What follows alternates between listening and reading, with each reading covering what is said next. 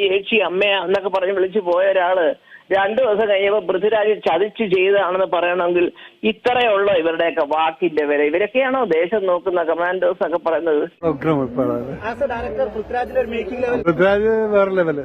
Empuraan movie ചുറ്റിപ്പറ്റിയിട്ടുള്ള വിവാദങ്ങൾ ഇതുവരെ അവസാനിക്കുന്നില്ല. ഓരോ ദിവസം കൂടുന്തോറും ഓരോരോ വിവാദങ്ങളാണ് വരുന്നത്. കുറച്ചു മുന്നേ ഞാനിപ്പം മല്ലിക സുകുമാറിന്റെ ഒരു വോയിസ് കേൾക്കാനായിട്ട് ഇടയായി. അതായത് പുള്ളിക്കാരത്തി ന്യൂസ് ചാനലിൽ വിളിച്ച് സംസാരിക്കുന്ന കുറച്ച് കാര്യങ്ങളാണ്. മല്ലിക സുകുമാറിനെ എല്ലാവർക്കും അറിയാലോ, പൃഥ്വിരാജിന്റെ അമ്മയാണ്. പുള്ളിക്കാരത്തി മേജർ രവിയെ പറ്റിയിട്ട് കുറച്ച് കാര്യങ്ങൾ സംസാരിക്കുന്നുണ്ട്. ശരിക്കും പറഞ്ഞാൽ അത് കേൾക്കേണ്ട ഒരു കാര്യം തന്നെയാണ്. കാര്യം ഓന്തിനെ പോലെ നിറം മാറുന്ന ഒരു വ്യക്തിയാണ് ഈ മേജർ രവി. ശരിക്കും അയാൾ തിയേറ്ററിൽ നിന്ന് മുന്നിൽ വന്നിരുന്ന എന്തെല്ലാം പ്രഹസനമായിരുന്നു കാണിക്കുന്നത്. ലാലേട്ടനെ കെട്ടിപ്പിടിച്ച് ഉമ്മ കൊടുക്കുന്നു, ഈ പറയുന്ന മല്ലിക സുകുമാരനെ ഷെയ്ക്കാൻഡ് കൊടുക്കുന്നു, കെട്ടിപ്പിടിക്കുന്നു, എന്തെല്ലാം കാര്യങ്ങളായിരുന്നു പുള്ളി ചെയ്തത്. എന്നിട്ട് പുള്ളിയുടെ ആ ഒരു FB പോസ്റ്റിനകത്ത് നേരെ ഓപ്പോസിറ്റ് ആയിട്ടാണ് വന്ന് സംസാരിക്കുന്നത്. ഒരു പരസ്പര ബന്ധവും ഇല്ലാതെയാണ് ഈ പുള്ളി സംസാരിക്കുന്നത്. എന്തായാലും മല്ലിക സുകുമാരന് ഈ വിഷയത്തിൽ എന്താണ് പറയാനുള്ളതെന്ന് നമുക്കൊന്ന് കേട്ടു നോക്കാം. സിനിമാ മേഖലയിൽ ശത്രുക്കളുണ്ടെന്ന് മല്ലിക സുകുമാരൻ. എമ്പുരാന്റെ സ്ക്രിപ്റ്റ് എല്ലാവരും ഒരുമിച്ചിരുന്ന് വായിച്ചതാണ്. മേജർ രവിയുടെ പോസ്റ്റ് കണ്ടാണ് പ്രതികരിക്കാം എന്ന് തീരുമാനിച്ചത്. പൃഥ്വിരാജിന്റെ ജാതകം RSS മുഖപത്രത്തിന് അറിയില്ലെന്നും മല്ലിക സുകുമാരൻ പറഞ്ഞു.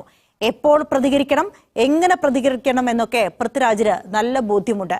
മേജർ രവിയെ പോലുള്ള കൂട്ടുകാർ ഇങ്ങനെ മോഹൻലാലിനെ കൊച്ചാക്കാമോ എന്നും മല്ലിക ചോദിക്കുന്നു. തന്റെ ഫേസ്ബുക്ക് പോസ്റ്റ് കണ്ട് മമ്മൂട്ടി മെസ്സേജ് അയച്ചെന്നും അത് കണ്ട് കണ്ണു നിറഞ്ഞു പോയെന്നും മല്ലിക സുകുമാരൻ മനോരമ ന്യൂസിനോട് പറഞ്ഞു. മോഹൻലാലെ വിഷമിച്ചിരിക്കുകയായിരിക്കും.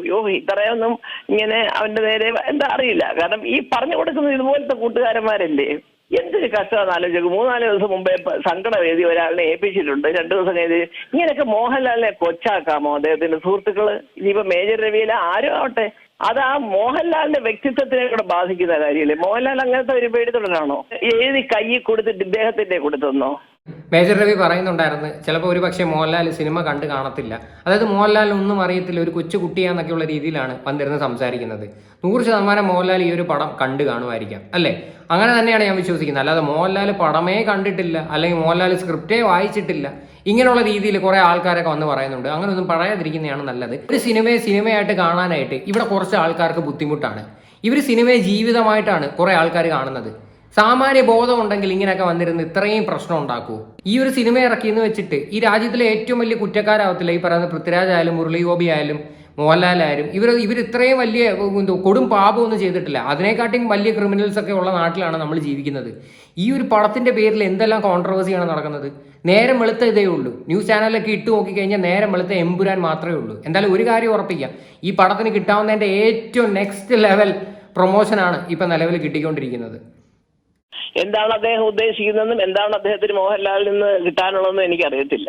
അല്ലെങ്കിൽ പിന്നെ പടം കണ്ട് ഞങ്ങളോടൊക്കെ വന്ന് ഇറങ്ങി അയ്യോ ഇത് ഹിസ്റ്ററി ആവും മോനെ, ചരിത്ര നേട്ടമാണിത്, അങ്ങനെയാണ് ഇങ്ങനെയാണ് ഹോളിവുഡ് എന്നൊക്കെ പറഞ്ഞ് ഞങ്ങളെയൊക്കെ വലിയ കെട്ടിപ്പിടിച്ച് അയ്യോ എന്റെ പൊന്നി ചേച്ചി അമ്മ എന്നൊക്കെ പറഞ്ഞ് വിളിച്ചു പോയ ഒരാള് 2 ദിവസം കഴിയുമ്പോൾ പൃഥ്വിരാജ് ചതിച്ച് ചെയ്തതാണെന്ന് പറയണമെങ്കിൽ ഇത്രയുള്ള ഇവരുടെയൊക്കെ വാക്കിന്റെ വില. ഇവരൊക്കെയാണോ ദേശം നോക്കുന്ന കമാൻഡോസ് ഒക്കെ പറയുന്നത്? ഈ മേജർ രവിയെ കാട്ടി വലിയ ഉദ്യോഗസ്ഥന്മാരൊക്കെ ഞങ്ങൾക്കുണ്ടെന്ന് പക്ഷേ അദ്ദേഹത്തിന് തന്നെ അറിയാം.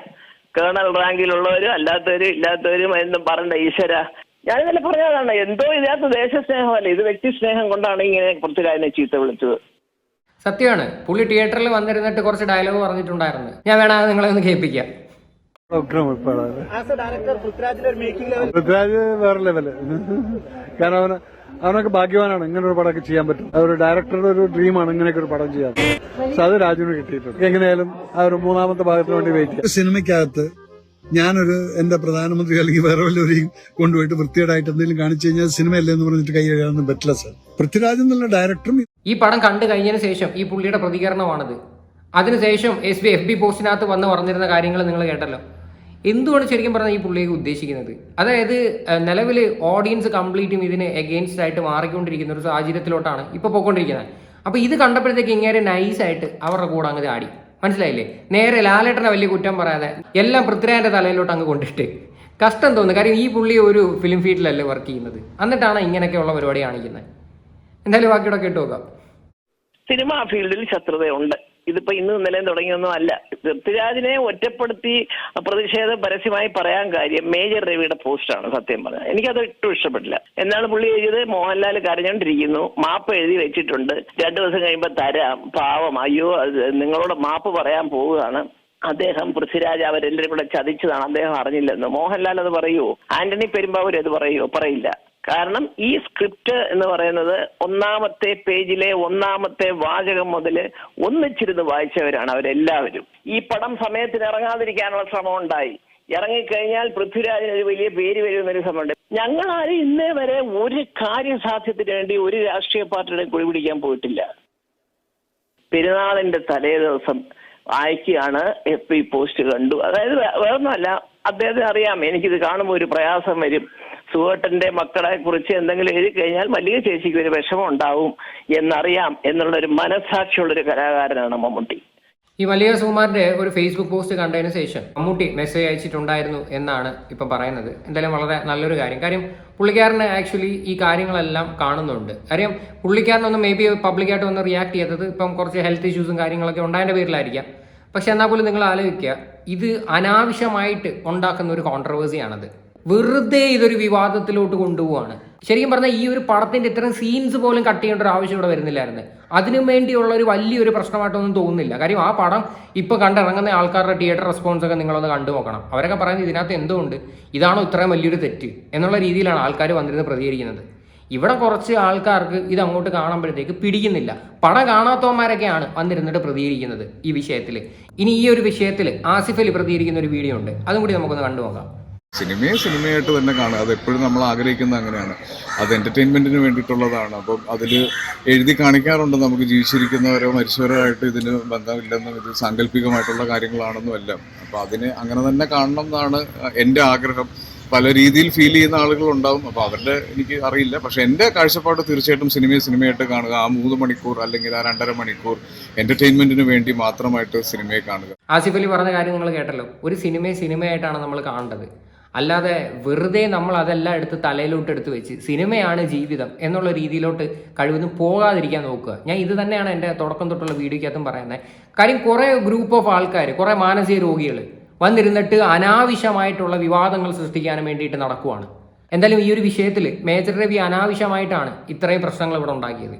പുള്ളിക്ക് ഈ ഒരു FBയിൽ ഈ ഒരു വീഡിയോ ഇടേണ്ട ആവശ്യം പോലും ഇല്ലായിരുന്നു. പുള്ളിയുടെ നിലപാട് എന്തൊക്കെയാണെന്ന് ഇതിന് തന്നെ വ്യക്തമാണ്. ഇനി ഈ വിഷയത്തിൽ ഇപ്പം മോഹൻലാൽ ഫാൻസ് പ്രതികരിച്ചിട്ടുണ്ട്. അവരുടെ ഒഫീഷ്യൽ സൈറ്റിനകത്തൊക്കെ വന്നിട്ട് മേജർ രവിക്ക് നല്ല രീതിയിൽ കൊടുക്കുന്നുണ്ട്. അതും കൂടി ഒന്ന് കാണാം. ഈ വിവാദവുമായി ബന്ധപ്പെട്ട് ഉന്നയിച്ചിരിക്കുന്നതിൽ ഏറ്റവും പ്രധാനമെന്ന് പറയുന്നത് മേജർ രവി എന്നുള്ളതാണ് ആ സംവിധായകനെ നമ്മൾ അറിയപ്പെടുന്നത്. അദ്ദേഹത്തെ വെറും രവിയാക്കി മാറ്റിയിരിക്കുകയാണ്. മലയാളക്കാർ ഇന്നുവരെ കാണാത്ത രീതിയിൽ തരംഗം സൃഷ്ടിച്ച സിനിമയാണ് എമ്പുരാൻ. അങ്ങനെ ആ ചരിത്രം സൃഷ്ടിച്ചുകൊണ്ടിരിക്കുമ്പോൾ അതിൻ്റെ അണിയറ പ്രവർത്തകരെയും സിനിമ സ്നേഹിക്കുന്നവരെയും പ്രഹരമേൽപ്പിച്ചുകൊണ്ടാണ് ലാലേട്ടൻ്റെ സിനിമകൾ എടുത്ത രവി എന്ന സംവിധായകൻ്റെ ലൈവ് ഷോ വരുന്നത് എന്നുള്ളതാണ് ഇതിൻ്റെ തുടക്കത്തിൽ പറയുന്നത്. അതോടൊപ്പം തന്നെ ഒന്നിനെ പോലെ നാണിപ്പിക്കുന്ന തരത്തിൽ ഇയാൾ നിറം മാറി. കാരണം ഈ സിനിമ ഇറങ്ങിയ ദിവസം വലിയ രീതിയിലുള്ള പുകഴ്ത്തൽ ഇയാളുടെ ഭാഗത്തുനിന്ന് ഉണ്ടായിരുന്നു. സിനിമ ലോകോത്തര നിലവാരം പുലർത്തി. അത് മോഹൻലാൽ മാത്രമല്ല, സംവിധായകൻ എന്ന നിലയിൽ പൃഥ്വിരാജും മികച്ച പ്രകടനമാണ് കാഴ്ചവെച്ചത് എന്നുള്ളതായിരുന്നു അദ്ദേഹം ഓരോ മാധ്യമങ്ങളോടും പ്രതികരിച്ചത്. എന്നാൽ അടുത്ത ദിവസമാണ് അതിൽ നിന്ന് വ്യത്യസ്തമായ ഒരു നിലപാടിലേക്ക് പോവുകയും ഈ സിനിമയ്ക്കെതിരെ സിനിമയെ വിമർശിക്കുകയും ചെയ്ത് അതിലാണിപ്പോൾ മേജർ രവി ഒന്നിനെ പോലെ നിറം മാറുന്നു എന്ന് all Kerala Mohanlal fans association പറയുന്നത്. നല്ല രീതിയിൽ കിട്ടുന്നുണ്ട്. ചോദിച്ചു മേടിക്കുന്ന കാര്യങ്ങളാണ് അതൊക്കെ. ശരിക്കും ഒരു ഉളുപ്പെന്ന് പറയുന്ന ഒരു സാധനമുണ്ട്. പബ്ലിക്കിന്റെ മുന്നിൽ വന്നിരുന്നിട്ട് പൃഥ്വിരാജ് അടിപൊളി ഡയറക്ടറാണ്, പൃഥ്വിരാജ് ഭാഗ്യവാനാണ് ഇത്രയും വലിയൊരു പടം എടുക്കാൻ, എന്നിട്ട് തൊട്ടപ്പുറത്തോട്ട് മാറി നിന്നിട്ട് ഇതിന് ഓപ്പോസിറ്റായിട്ട് സംസാരിക്കുമ്പോഴത്തേക്ക് ഇതിൽ നിന്ന് തന്നെ വ്യക്തമാണ് നിങ്ങളുടെ നിലപാട് എന്തുമാത്രം ഉണ്ട് എന്ന്. കഴിവതും ഇത്തരത്തിലൊക്കെയുള്ള വിഡ്ഢിത്തരങ്ങൾ കാണിക്കാതിരിക്കുക. നിങ്ങളൊന്നുമില്ലെങ്കിലും ഒരു ആർമി ഓഫീസറായിരുന്നു, അതിൻ്റെ ഒരു ഡിഗ്നിറ്റി എങ്കിലും നിങ്ങൾ കാണിക്കുക. വെറുതെ അനാവശ്യമായിട്ട് ചുമ്മാ ഓരോ കോൺട്രവേഴ്സീസ് സൃഷ്ടിക്കാതിരിക്കാൻ വേണ്ടിയിട്ടാണ് നമ്മൾ ശ്രമിക്കേണ്ടത്. സത്യം പറയാമല്ലോ, ഈ ഒരു പടത്തിനെ ചുറ്റിപ്പറ്റിയിട്ട് ഇത്രയും വിവാദങ്ങൾ എന്തിനാണ് വെറുതെ? കാര്യം നേരം വെളുത്ത വൈകുന്നേരം വരെ ഇതേ ഉള്ളൂ. മറുനാടൻ്റെ ചാനലിനകത്താണെങ്കിൽ ഓരോ മിനിറ്റ് തോറും ഇതിനെപ്പറ്റി വീഡിയോ ഇട്ടുകൊണ്ടിരിക്കുകയാണ്. എത്രത്തോളം മുതലെടുക്കാൻ പറ്റുന്നോ അത്രത്തോളം മുതലെടുത്തുകൊണ്ടിരിക്കുകയാണ് കുറേ ആൾക്കാർ. അനാവശ്യ കോൺട്രവേഴ്സിയാണ്. ഇനി അടുത്തൊരു സംഭവം കൂടെ നടക്കുന്നുണ്ട്. മുരളി ഗോപി ഈ ഒരു വിഷയത്തിൽ പ്രതികരിക്കുന്നില്ല എന്ന്. കാര്യം കഴിഞ്ഞ ദിവസം ലാലേട്ടൻ ഈ ഒരു വിഷയത്തിൽ ഖേദം പ്രകടിപ്പിച്ചിട്ടുണ്ടായിരുന്നു. ആ ഒരു പോസ്റ്റ് മുരളി ഗോപി എടുത്ത് റീഷെയർ ചെയ്തിട്ടില്ലെന്നാണ് പറയണത്. അപ്പം മുരളി ഗോപിക്ക് ഈ പറയുന്ന പൃഥ്വിരാജിൻ്റെ അടുത്തും മോഹൻലാലിൻ്റെ അടുത്തും എന്തൊക്കെയോ ഇഷ്യൂസ് ഉണ്ട് എന്നുള്ള രീതിയിലാണ് അടുത്ത വാർത്തകൾ വന്നുകൊണ്ടിരിക്കുന്നത്. എന്തായാലും കൊള്ളാം. എന്തായാലും ഈ ഒരു വിഷയമായിട്ട് ബന്ധപ്പെട്ട് നിങ്ങളുടെയൊക്കെ അഭിപ്രായങ്ങൾ എന്താണെന്ന് വെച്ചാൽ നിങ്ങൾ തീർച്ചയായിട്ടും കമൻറ്റ് ചെയ്യുക.